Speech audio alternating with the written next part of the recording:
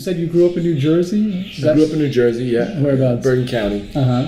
Some suburbs of New York City. And when what always made it a little bit more interesting than coming into the Bronx, because the Bronx. I think if I lived in the Bronx, it might be a little bit different for me. But the Bronx was always kind of like a magical place for me, because it was always so Irish. When I was growing up, my grandmother was living in Kingsbridge. There was the Irish butcher down the shop, and the Irish bar on the corner, of course. And and just all of her friends that we walking down the street, they would be from Kerry or from Cork or from Clare. So it was always like crossing over that 207th Street bridge was always like crossing into Ireland. I was always waiting for the passport check or something to come into play. But so it was always kind of a magical place. The Bronx was always almost like an escape in some ways. And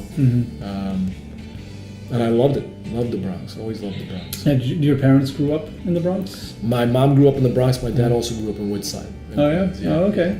So what took him to Bergen without 3 kids without a stop in Woodlawn or Pearl River first? Oh well, they did live in the Bronx. My dad moved into the Bronx for the first 2 kids, and then the 3rd kid came. Okay. That was enough space. What is your connection to Ireland? I mean, you said you have grandparents. Your grandparents came over from Ireland? All 4 of my grandparents came from Ireland. 2 of them came from Kerry, and my grandma on my mom's side was from Cork, and my mom's dad was from Clare.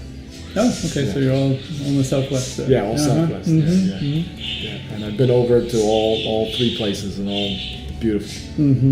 And did they come straight to New York and settled straight here? What was interesting was my grandmother on my mom's side actually moved into Harlem, and I taught for 17 years, like a block away from where she first came to America. And I don't even know if I knew it until like the 3rd year I was teaching there that we had connections in Harlem that ran pretty deep. Oh. And Rice is a Catholic school. It was a Christian Brothers school. Christian Brothers, okay. Yeah, which closed down, unfortunately, and it seems to be the way now for Catholic schools, very sadly.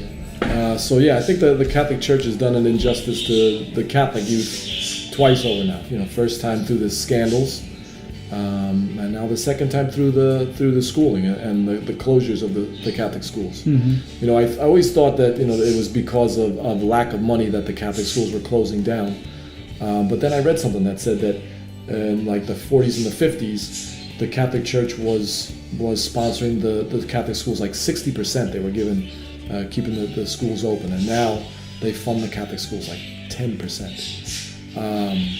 So it makes you wonder about the priorities of the Catholic Church, particularly here in America and in Ireland. The Catholic Church is suffering in Ireland because of the scandal. So you wonder where their priorities are, and it just seems like the closing of Catholic schools is just again it's just harming the future of the Catholic Church. And you were there when Rice closed? I was there until the school closed. Yeah. And so you've seen this firsthand. I saw it firsthand. Yeah, and the numbers were a little bit down. Our enrollment wasn't what it was, but I don't think that they put the effort into recruiting like they had been doing in the past. And I think that they needed the property. They needed the sale of the property to fund their legal fees. And it's a shame.